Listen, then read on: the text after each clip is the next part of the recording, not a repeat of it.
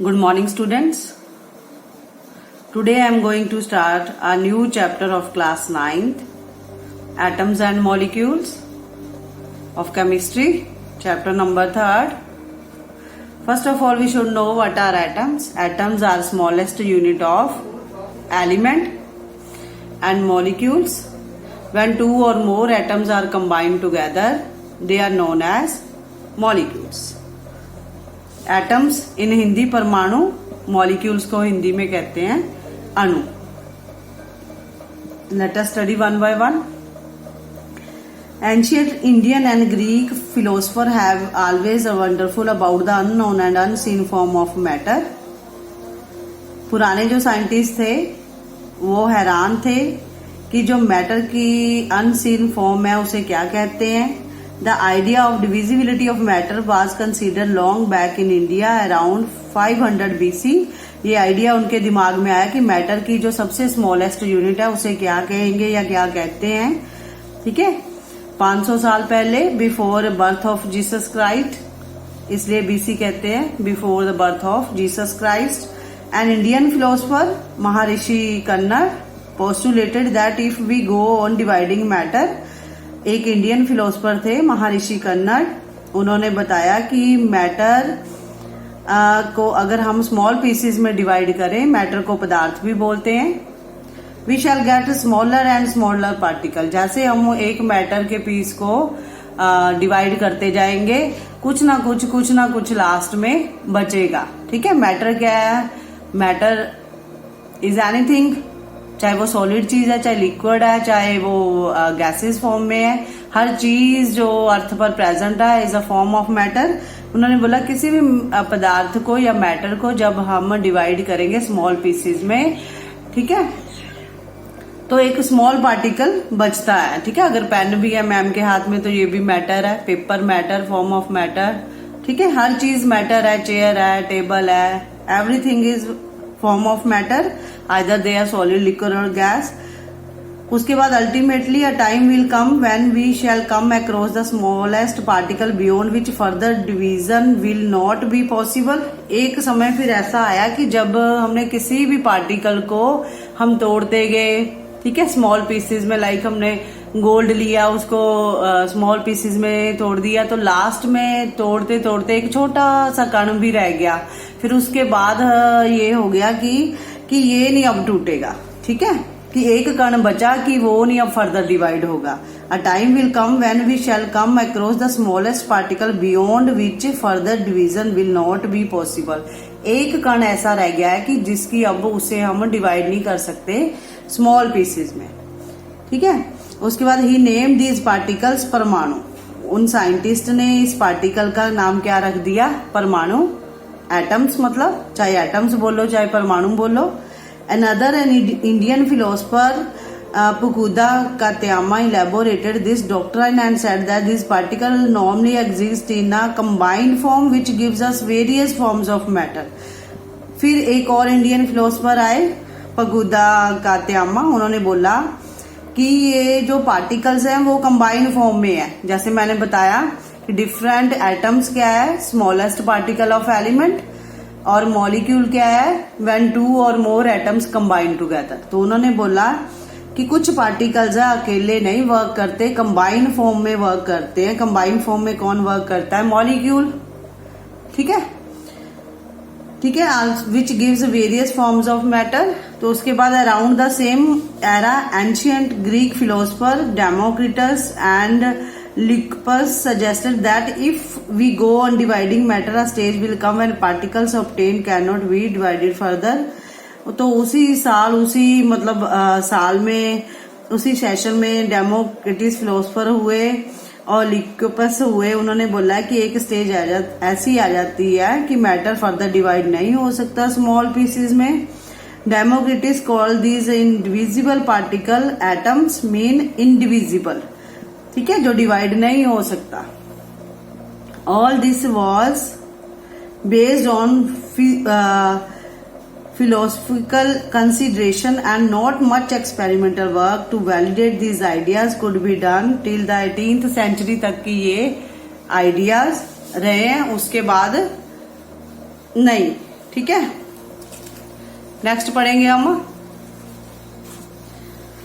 तो when particles obtained can not be further divide, जब particles obtain होंगे तो ये स्मॉल पीसेस में डिवाइड नहीं हो सकते। Democritus call these individual particles atoms. All this was based on philosophical consideration and not much experimental work to validate these ideas could be done till the 18th century। ठीक है, ये सारे ideas 18th century तक हुए। उसके बाद by the end of 18th century scientist recognise the difference between, उन्हें पता चल गया एलिमेंट में और कंपाउंड में क्या डिफरेंस है। ठीक है, एलिमेंट क्या है, स्मॉलेस्ट यूनिट ऑफ पार्टिकल। ठीक है, और उसके बाद कंपाउंड क्या है, when different elements are mix together. Elements आप लगा लो फॉर एग्जांपल, जैसे हाइड्रोजन एलिमेंट है, गैस है। ऑक्सीजन क्या है, एलिमेंट है। ठीक है, वो गैस है। और उसके बाद अगर हम कार्बन ले लें तो वो सॉलिड फॉर्म में है। ठीक है, तो जब डिफरेंट एलिमेंट्स को उन्होंने बोला कि डिफरेंस कैसे किया कंपाउंड में, कंपाउंड जैसे एलिमेंट है हाइड्रोजन, ठीक है, ऑक्सीजन, जब दोनों को हमने ऐड किया, मान लो हाइड्रोजन प्लस, ठीक है, डायटोमिक फॉर्म में लेते हैं हम हाइड्रोजन गैस को, मतलब हमेशा H2 ही लिखेंगे, कभी H नहीं लिखेंगे। हाइड्रोजन गैस है और ऑक्सीजन गैस है, इसे भी डायटोमिक फॉर्म में लेंगे गैसेस को। नाइट्रोजन गैस को भी ये डायटोमिक फॉर्म, मतलब इसके 2 एटम्स होते हैं। ठीक है, तो हाइड्रोजन और ऑक्सीजन है ये दोनों गैसेस, जब ये आपस में मिलती हैं तो क्या बन जाता है, वाटर। तो कंपाउंड बन गया। वाटर क्या है, कंपाउंड। ये दोनों एलिमेंट है तो आप डिफरेंस कर सकते हो ना, एलिमेंट में और कंपाउंड में क्या डिफरेंस है। फिर बाद में इसे बैलेंस करना होता है। ठीक है, ये आप 10th में सीखोगे, how to balance an equations. तो ये एलिमेंट्स की फॉर्म है और वो कंपाउंड बन गया जब एक दो अलग गैसेस को मिलाकर, जो 2 एलिमेंट्स को ऐड करके एक न्यू सब्सटेंस बना, उसे कंपाउंड कहते हैं। ठीक है, उसके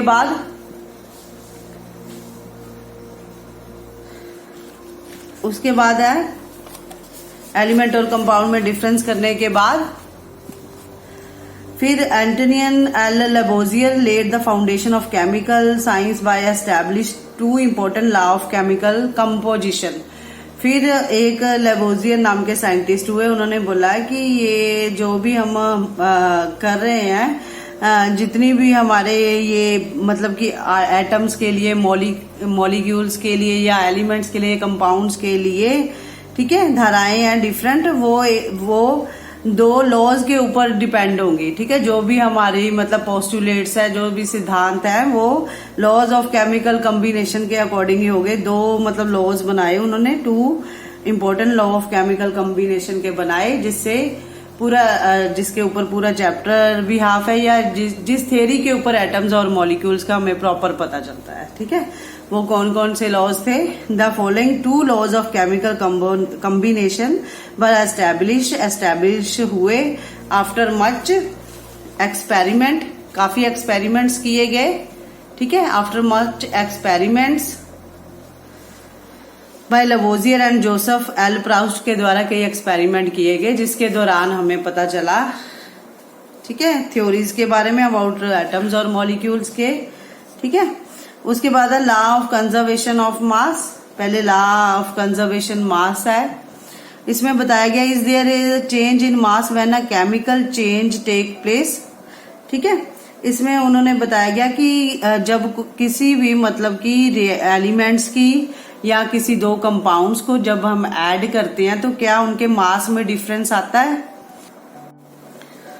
तो law of conservation of mass में बेटा कि अगर आपने डिफाइन करना हो मास को, ठीक है, तो मास क्या होता है, amount of matter contained in it. मैं आपको पेपर पर करके बता देती हूँ।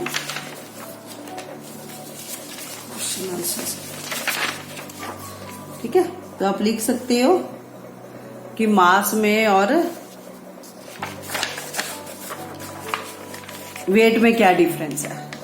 तो मास एक तरफ लिखोगे मास, एक तरफ आप लिखोगे वेट, इसमें डिफरेंस भी आ सकता है आपको एग्जाम में। ठीक है, मास क्या होता है बेटा, amount of matter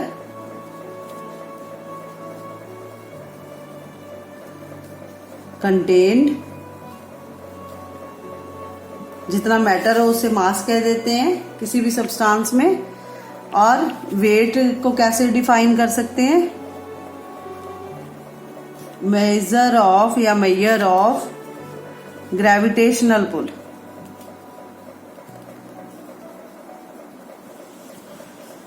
gravitational pull, ठीक है। मास की वैल्यू किलोग्राम में भी होती है, सेकंड लिख सकते हो। इसकी मास को हम किलोग्राम में भी मेजर कर सकते हैं और पाउंड में भी कर सकते हैं। और वेट को बेटा हम, वेट का फॉर्मूला होता है मास मल्टीप्लाई ग्रेविटी, मास मल्टीप्लाई ग्रेविटी, ठीक है। मतलब वेट इक्वल टू मास को हम लेते हैं किलोग्राम में और ग्रेविटेशनल पुल की वैल्यू होती है 9.8 मीटर पर सेकंड स्क्वायर, ठीक है। तो ये 9.8 हम न्यूटन लिख देते हैं। वेट की जो यूनिट होती है वो न्यूटन होती है, ठीक है, मास की किलोग्राम और पाउंड। आई थिंक गाइज आपको क्लियर हो गया होगा, ठीक है। एक बार दोबारा देख लो। Amount of matter contained in it, in it भी लिख लो साथ में। फॉर एग्जाम्पल, मान लो आपने मास आप कैसे डिफाइन कर सकते हो बेटा, जैसे एक फुटबॉल बॉल ली है आपने, उसके अंदर जो मटेरियल है, चाहे रबड़ की बॉल ले लो, उसे मास कहते हैं, अंदर वाला जो मटेरियल है, ठीक है। अगर मान लो आप एप्पल ले रहे हो कि उसके अकॉर्डिंग मान लो किसी चीज का आपने एक बैलेंस, जैसे सब्जी वाला आता है, सब्जी मेजर करता है, ठीक है। मान लो एक साइड पर एप्पल रखे, एप्पल हो गए 1 kg, उसके इक्वल किसी चीज का भार इक्वल हो, मतलब मास इक्वल हो। मान लो आपने कॉटन रख दी उसके साथ, तो अगर कॉटन का वेट 1 kg हुआ तो उसे हम बोलेंगे कि ये मास उसका 1 kg है एप्पल का, ठीक है। एप्पल तो केजी में होते हैं, कॉटन का मास 1 kg है, ठीक है। और वेट तो ग्रेविटेशनल पुल के अकॉर्डिंग ही उन्होंने बोला mass multiply gravity, kg multiply 9.8 metre per second square, 9.8 newton. Weight को न्यूटन में मेजर करते हैं, ठीक है। ये डिफरेंस भी आ सकता है। तो law of conservation of mass में उन्होंने बोला है कि हमने एक्सपेरिमेंट किया है। Take one of the following set X and Y of the chemicals. इन केमिकल्स में से केमिकल्स दिए हुए हैं, ये आपको केमिकल्स। एक्स है कॉपर सल्फेट, कॉपर सल्फेट में वाई ऐड करना है सोडियम कार्बोनेट। कॉपर सल्फेट का फॉर्मूला होता है CuSO4, अगर आपने लर्न करने हैं। और सोडियम कार्बोनेट का फॉर्मूला होता है Na2CO3, ठीक है। उसके बाद सेकंड लिया है barium chloride BaCl2, barium chloride. Sodium sulphate, sodium sulphate का फॉर्मूला मैं यहां लिख रही हूं ऊपर। सोडियम का Na होता है बेटा Na2SO4, सोडियम सल्फेट। उसके बाद लेड नाइट्रेट है Pb होता है लेड का सिंबल, नाइट्रेट NO3 और होल का 2, Pb ब्रैकेट शुरू NO3 ब्रैकेट बंद और 2, ठीक है। उसके बाद sodium chloride NaCl, sodium Na chloride का Cl, ठीक है। नमक का फॉर्मूला होता है सोडियम क्लोराइड। तो उन्होंने बोला take one of the following set X and Y chemicals लिए हमने। एक्स में है कॉपर सल्फेट, वाई में है सोडियम कार्बोनेट, यहाँ तो हम यही ले लेंगे। या सेकंड बेरियम क्लोराइड BaCl2 या सोडियम सल्फेट Na2SO4, ठीक है। थर्ड है लेड नाइट्रेट PbNO3 2 या Y sodium chloride. Prepare separately a 5% solution of any one pair of substance listed under X and Y in water. Water में आपने, ठीक है, ये घोल के 5% सोल्यूशन ही लेना है, ठीक है। एक्स और वाई दोनों को घोला, ठीक है। एक्स और वाई आपने प्रिपेयर सेपरेटली, सेपरेटली करना हमने, prepare separately 5% solution of any one pair of substance listed under X and Y in water. मतलब इनमें से सबका वाटर में 5% अलग बनाना है। चाहे तो आप बेरियम क्लोराइड सोडियम सल्फेट का ले लो, चाहे लेड नाइट्रेट सोडियम क्लोराइड का। मान लो लेड नाइट्रेट का हमने अलग 5% सोल्यूशन बना लिया, सोडियम क्लोराइड का अलग बना लेना है, ठीक है, 5%। Take a little amount of solution of Y in a conical flask, ठीक है। जो वाई का बनाया, मान लो मैं सोडियम क्लोराइड ले रही हूँ, नमक का सोल्यूशन वाई का, वो मैंने कॉनिकल फ्लास्क में, ये कॉनिकल फ्लास्क के नीचे डायग्राम बना हुआ है आपके, ये है कॉनिकल फ्लास्क, ठीक है। कॉनिकल फ्लास्क में डाल दिया मैंने सोडियम क्लोराइड का सोल्यूशन। सोडियम क्लोराइड क्या था, किस साइड पर था सोडियम क्लोराइड, वाई का 5% मैंने डाल दिया कॉनिकल फ्लास्क में। उसके बाद and some solution of X in ignition tube, और एक्स का, मान लो एक्स सोडियम क्लोराइड के साथ क्या है, लेड नाइट्रेट का 5% सोल्यूशन मैंने, ठीक है, एक टेस्ट ट्यूब में बना लिया, उसे टेस्ट ट्यूब में डाल दिया। Hang the ignition tube in the flask, carefully see that the solution do not get mixed. ध्यान से रखनी है ये टेस्ट ट्यूब आपने कि ये सोल्यूशन मिक्स ना हो, सोडियम क्लोराइड में लेड नाइट्रेट ये मिक्स ना हो, ठीक है।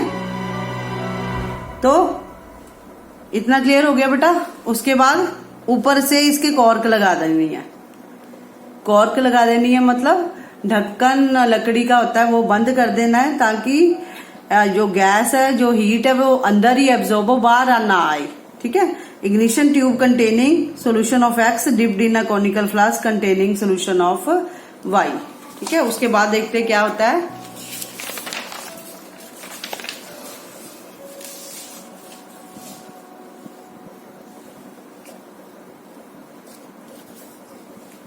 Weigh the flask with its content carefully, weigh करना है आपने, वेट द फ्लास्क विद, पूरी फ्लास्क का हमने वेट करना है कंटेंट के साथ ही। Now till 10 swirl the flask so that the solution X and Y get mixed. पहले तो हमने ऐसे ही वेट करना है फ्लास्क का। ट्यूब में हमने क्या डाला था, लेड नाइट्रेट, फ्लास्क में क्या डाला था, सोडियम क्लोराइड। ऐसे ही वेट करना, कॉर्क ऊपर लगा हुआ है, ऐसे ही वेट करना है पहले, ठीक है। तो उसके बाद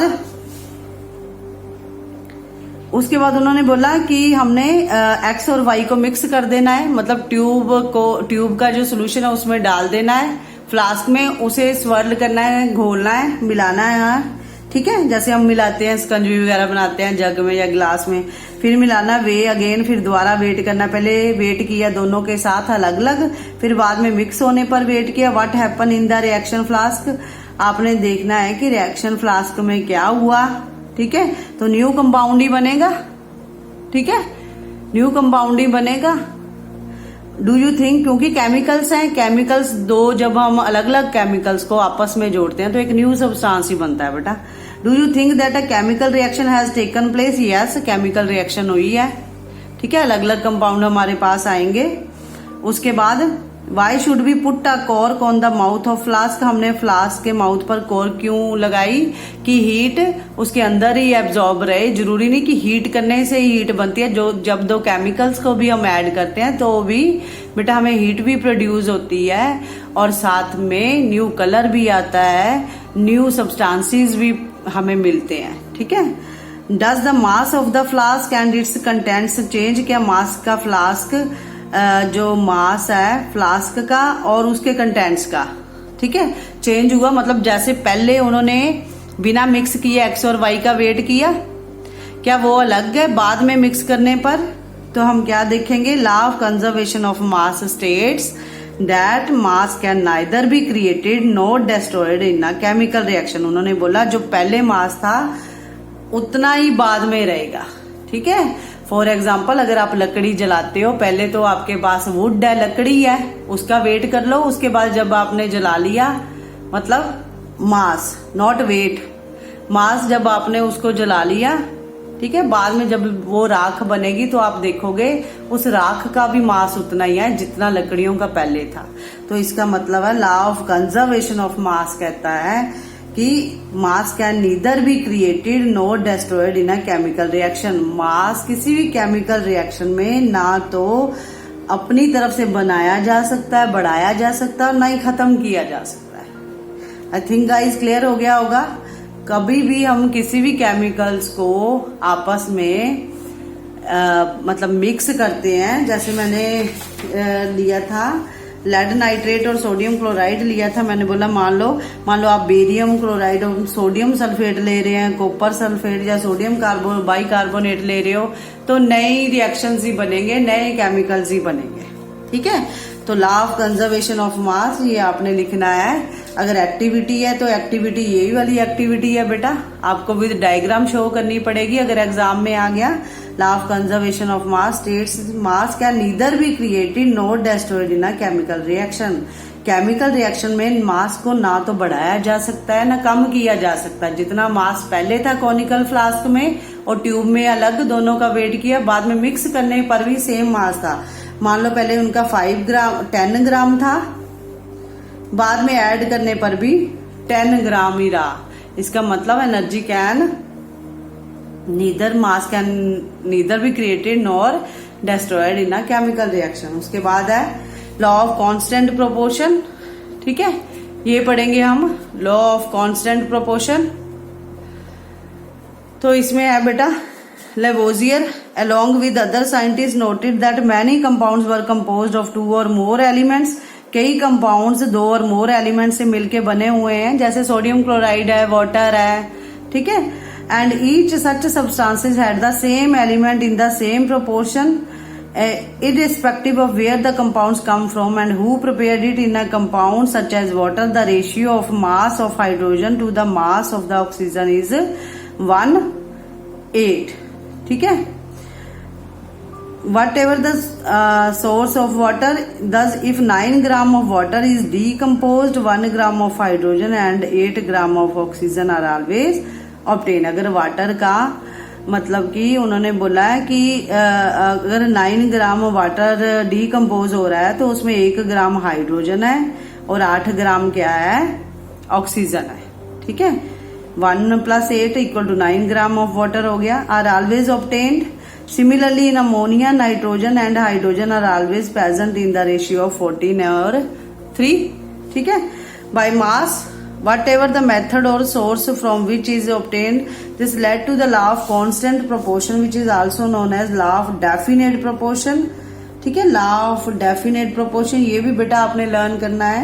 law of definite proportion, this law was stated by Proust as who, जैसे क्वेश्चन भी आ सकता है, who propose the mass of definite proportion. तो आप लिखोगे कि the law was stated by Proust, in a chemical substance the elements are always present in definite proportions by mass। chemical substance में elements definite proportions में ही होते हैं। ठीक है। जैसे वाटर में 1:8 हमने अभी पढ़ा है। ठीक है। अगर वाटर का उन्होंने बोला हाइड्रोजन का मास 1 है और ऑक्सीजन का मास कितना है, 8 है। ठीक है। The next problem faced by scientist, next कौन सी प्रॉब्लम थी? The next problem faced by scientist was to give appropriate explanation of this law. British chemist John Dalton provided the basic theory about the nature of matter. Dalton picked up the idea of divisibility of matter which was till then just a philosophy। He took the name atoms as given by Greek and said that smallest particle of matter are atom। Matter का सबसे smallest unit atom है। ठीक है। Matter की सबसे smallest unit क्या है, atom है। Smallest unit of matter is known as atom as given by the Greeks and said the smallest particle of matter are atoms. Smallest particle कौन से होते हैं, एटम्स, परमाणु। His theory was based on the law of chemical combination. उनकी theory law of chemical combination के ऊपर depend थी। तो उसके बाद जो डाल्टन थे, Dalton's, Dalton's atomic theory provided an explanation for the law of conservation of mass and the law of definite proportion. ठीक है, तो Dalton's atomic theory provided explanation उन्होंने कंजर्वेशन ऑफ मास के लिए और डेफिनेट प्रोपोर्शन के लिए दिया था. किसने? जॉन डाल्टन ने. जॉन डाल्टन बोर्न कब हुआ? पुअर वीवर्स फैमिली में पैदा हुए, जुलाहों की फैमिली में, तो कपड़ा बनाते हैं. In 1766 in England he began his career as a teacher at the age of 12. वो 12 साल की उम्र से ही पढ़ाने लग गए थे, टीचर थे. 7 years later he become a school principal. After 7 years, he will become a school principal. In 1793, Dalton left for Manchester to teach mathematics, chemistry, physics in college. He spent most of his life there teaching and researching. In 1808, he presented his atomic theory, which was a turning point in the study of matter. ठीक है, clear? Atomic theory बनाई उन्होंने 1808 में. उसके बाद है according to Dalton's atomic theory. Dalton's atomic theory के बारे में आपको क्वेश्चन पुट किया जा सकता है. All matter whether an element, ठीक है, चाहे एलिमेंट है चाहे compound, are a part of a matter. Whether an element और अ कंपाउंड और a mixture is composed of a small particle called atoms. The postulates of this theory may be stated as follow. इस theory के जो सिद्धांत है, postulates है, वो नीचे दिए गए हैं. ठीक है, वो क्या है ये आपको लर्न करने पड़ेंगे. ऑल मैटर पोस्टू, आप हेडिंग लिखोगे तो postulates of atomic theory of John Dalton states as follows. ठीक है, क्या क्या है? All matter is made up of tiny particles called atoms. Second, atoms are indivisible particles है which can not be created और destroyed in chemical reaction. Atoms indivisible है, ना तो वो पैदा किए जा सकते हैं और ना ही पैदा किए जा सकते, ना ही खत्म किए जा सकते हैं केमिकल रिएक्शन के दौरान. थर्ड है, atoms of a given element are identical in mass and chemical properties. ठीक है, एलिमेंट में जितने भी एटम है उनकी सेम ही मास होगा और केमिकल प्रॉपर्टीज सेम होगी. फोर्थ है, atoms of different elements have different mass. ठीक है, एटम्स ऑफ डिफरेंट एलिमेंट, जितने भी एटम डिफरेंट एलिमेंट्स है उनका अलग मास होगा, अलग अलग केमिकल प्रॉपर्टीज होंगी. Fifth, atoms combine in the ratio of small whole numbers to form compounds. Whole number में ही होंगे एटम्स की जो रेशियो है, मतलब 1.34 ऐसे नहीं होगी, जैसे 2 है, 4 है, 6 ऐसे होगी डिफरेंट कंपाउंड्स को बनाने के लिए. ठीक है, उसके बाद है सिक्स्थ है, the relative number of all kind atom are constant in given compound. जितने भी कंपाउंड में दिए होंगे नंबर ऑफ एटम्स, ठीक है, वो कांस्टेंट ही होंगे. ठीक है, अब न्यूमेरिकल्स हैं वो हम सॉल्व करेंगे वन बाय वन. फर्स्ट है बेटा, in a reaction 5.3 gram of sodium carbonate reacted with 6 gram of ethanoic acid. The products were 2.2. पहले 5.3 ग्राम और 6 ग्राम को हमने ऐड कर लेना है. प्रोडक्ट्स जो बाद में बने, 2.2 gram of carbon dioxide gas बनी, 0.9 ग्राम वाटर बने, 8.2 ग्राम सोडियम इथोनेट. Show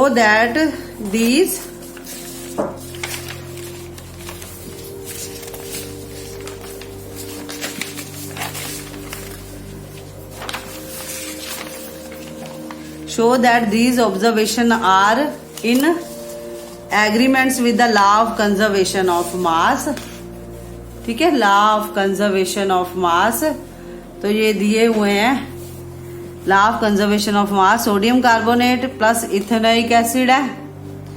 ठीक है, इन दोनों को जब हमने ऐड किया हमारे पास सोडियम इथेनोनेट आया plus carbon dioxide plus water. ठीक है, जो पहले हम सब्सटेंसेस बेटा लेते हैं इन्हें रिएक्टेंट्स बोलते हैं. जो रिएक्शन में पार्टिसिपेट करते हैं उन्हें रिएक्टेंट्स बोलते हैं.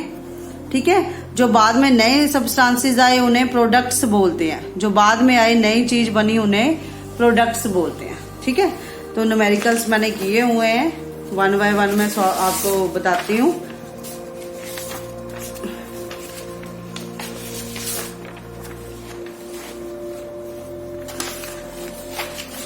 देखो बेटा, पहले मास इसमें दिया हुआ है आपको क्वेश्चन में 5.3 gram sodium carbonate reacted with 6 gram ethanoic acid. पहले इन दोनों को ऐड किया हमने, फिर उसके बाद हमारे पास प्रोडक्ट्स क्या आए जो बाद में नए सब्सटेंस आए, कार्बन डाइऑक्साइड 9 ग्राम वाटर और 8.2 ग्राम सोडियम इथोनेट आए। ठीक है, तो ऐसे ही हमने सॉल्व करना है इसे प्रॉपर। तो mass of sodium carbonate, mass of sodium carbonate 5.3 gram. Mass of, पहले सारा लिख लेंगे हम, पूरा मास इथेनोइक एसिड 6 ग्राम है, और बाद में जो प्रोडक्ट आए हैं सोडियम इथोनेट 8.2 ग्राम है, कार्बन डाइऑक्साइड 2.2 ग्राम है, तो वाटर इतना है। ठीक है, ये तो जो हमें गिवन है। उसके बाद हमने टोटल मास करना है पहले का। ठीक है, the total mass before the reactant कितना है 5.3 ग्राम। इन दोनों को ऐड करना है, इसे और इसे पहले ऐड करना है हमने। ये हमारे रिएक्टेंट है जो पहले लिए थे हमने। ठीक है, ये रिएक्टेंट है, इन दोनों को ऐड किया, 11.3 ग्राम आ गया। उसके बाद total mass after the reaction, reaction के बाद मतलब जो ये तीनों जो हमारे पास है ये हमारे प्रोडक्ट्स हैं। इन तीनों को ऐड कर लेना है हमने। टोटल मास ऑफ, वो रिएक्टेंट है, total mass after the reaction के बाद है, या टोटल मास ऑफ आप प्रोडक्ट्स ही लिखो। Total mass of products 8.2 gram sodium ethanoate था, 2.2 ग्राम हमारे पास कार्बन डाइऑक्साइड, 0.9 ग्राम हमारे पास वाटर था। इन तीनों को ऐड किया, 11.3 ग्राम आ गया हमारे पास। तो total mass before the reaction, देखो पहले भी 11.3 ग्राम था और बाद में भी 11.3 ग्राम, या ऐसे भी लिख सकते हो total mass after the reaction. ऐसे आप यही लिखना, टोटल मास ऑफ प्रोडक्ट्स। ठीक है, तो total mass before the reaction is equal to total mass after the reaction. Clear. उसके बाद सेकंड क्वेश्चन है, सेकंड क्वेश्चन है बेटा हमारे पास कि hydrogen and oxygen combine in a ratio of 1:8। हमने पढ़ा था पहले भी, by the mass to form water, water को बनाने के लिए। ठीक है, हाइड्रोजन की रेशियो 1 है, ऑक्सीजन की 8 है। जब दोनों को ऐड किया तो वाटर बन गया। What mass of oxygen would be required to react completely with 3 gram of hydrogen gas. Same mass को ही जब हमने, व्हाट मास ऑफ ऑक्सीजन, सिर्फ ऑक्सीजन का ही पूछा है, ना कि हाइड्रोजन का। हाइड्रोजन का 1 है, ऑक्सीजन का 8 है। बाद में उन्होंने बोला what mass of oxygen, oxygen का mass gas would be required to react completely with 3 gram of hydrogen gas. बाद में कितना होगा अगर ऑक्सीजन के मास को हमने क्या किया कि रिएक्ट किया 3 ग्राम हाइड्रोजन गैस के साथ। ठीक है, तो हम इसका आंसर भी मैंने लिखा हुआ है already. Ratio of hydrogen, answer लिखोगे second, ratio of hydrogen and oxygen by mass to form water is 1:8 already given है। उसके बाद जो हमने आंसर, ये भी आप लिखोगे रेशियो जितनी दी हुई है। उसके बाद द मास, ऐसे एरो कर लोगे आप एग्जाम में भी, the mass of oxygen gas required to react completely 1 gram of hydrogen gas is 8 gram. ठीक है, 8 ग्राम को ही रिएक्ट करना है, उन्होंने बोला है 3 ग्राम हाइड्रोजन गैस के साथ। फिर there for the mass of oxygen gas required to react completely with 3 gram of hydrogen gas is 3 × 8 gram is equal to 24 gram. ये हमारा आंसर है सेकंड का। ठीक है, please read question carefully, then you are able to write every answer. उसके बाद third question है। Third question उन्होंने बेटा हमसे पूछा हुआ है, which postulate of Dalton's atomic theory is the result of the law of conservation of मास। क्या सिद्धांत थे डाल्टन के एटॉमिक थ्योरी के अकॉर्डिंग, किसके बारे में, law of conservation of mass के बारे में। तो the postulate of Dalton's, atoms are individual, atoms को हम डिवाइड नहीं कर सकते, इंडिविजुअल पार्टिकल्स है which, individual particles which can not be created nor destroyed. ठीक है, can not be created nor destroyed in a chemical reaction is the result of conservation of mass. The postulate of Dalton, atoms are individual particles which cannot be created nor destroyed in a chemical reaction is the result of conservation of mass. उसके बाद हमारा fourth question है, which postulate of Dalton's atomic theory can explain the law of definite proportion. Dalton के क्या सिद्धांत थे atomic theory में, law of definite proportion के। ठीक है, तो उसका फोर्थ का आंसर है the postulate of Dalton's the relative number and kinds of atoms are constant in given compounds। जो relative number दिए हुए हैं, ठीक है, relative number and kinds of atoms are constant in given compounds। जैसे 1:8 हमने किया, हाइड्रोजन ऑक्सीजन, हाइड्रोजन 1 है, ऑक्सीजन 8 है, दोनों को ऐड किया, वाटर बन गया कंपाउंड। तो उसको ऐड किया तो 9 बन गया। ठीक है, तो relative number and kinds of atoms are constant in a given compound। तो आई होप गाइज आपको समझ आ गया होगा। Please watch my videos carefully, make your notes. ठीक है, like and comment also. You are not comment in my video, like और like करते हो या नहीं करते हो, प्लीज कमेंट किया करो बेटा। Stay safe at home, subscribe my channel.